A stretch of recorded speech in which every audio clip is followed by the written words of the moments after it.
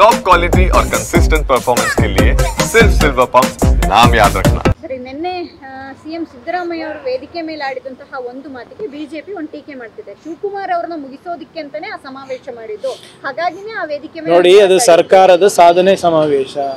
BJP ಅವ್ರು ಏನಾದರೂ ಹೇಳ್ಕೊಳ್ಳಿ, ಅದಕ್ಕೆಲ್ಲದಕ್ಕೂ ಯಾಕೆ ನಾವು ತಲೆ ಕೆಡಿಸ್ಕೋಬೇಕು?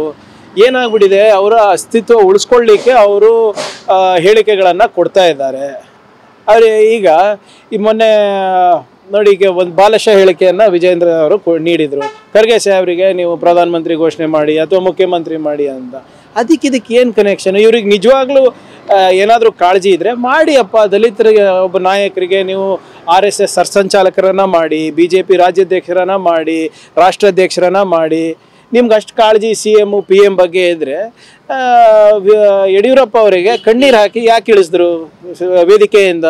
ಮುಖ್ಯಮಂತ್ರಿ ಸ್ಥಾನದಿಂದ ಯಾಕೆ ರಾಜೀನಾಮೆ ಕೊಡಿಸು? ಅದಕ್ಕೆ ಫಸ್ಟ್ ಉತ್ತರ ಕೊಡಲಿ ಅವರು. ಅದಾದಮೇಲೆ ನಮ್ಮ ಪಕ್ಷದ ಬಗ್ಗೆ ಮಾತಾಡಲಿ. BJP ಅವರು ಕೆಲಸ ನೋಡೋಕೆ ಇಷ್ಟ ಇಲ್ಲ. ಸಾಧನಾ ಸಮಾವೇಶದಲ್ಲಿ ಮಾನ್ಯ ಮುಖ್ಯಮಂತ್ರಿಗಳು ಭಾಳ ಸ್ಪಷ್ಟವಾಗಿ ಹೇಳಿದ್ದಾರೆ, ವೇದಿಕೆ ಸಿದ್ಧ ಮಾಡಿ, ಎಲ್ಲಿ ಮಾಡ್ತೀರಾ ನೀವು ಹೇಳಿ, ನಾವೆಲ್ಲ ಬರ್ಲಿಕ್ಕೆ ತಯಾರಿದ್ದಾರೆ.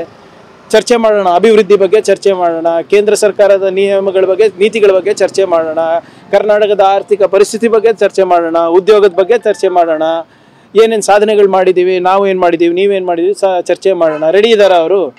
ಟೀಕಾಚಾರಿಗಳಿಗೆ ನಾವು ಉತ್ತರ ಕೊಡ್ಕೊಂಡು ಹೋದರೆ ಅದೇ ಉದ್ಯೋಗ ಆಗುತ್ತೆ ನಮ್ಮದು.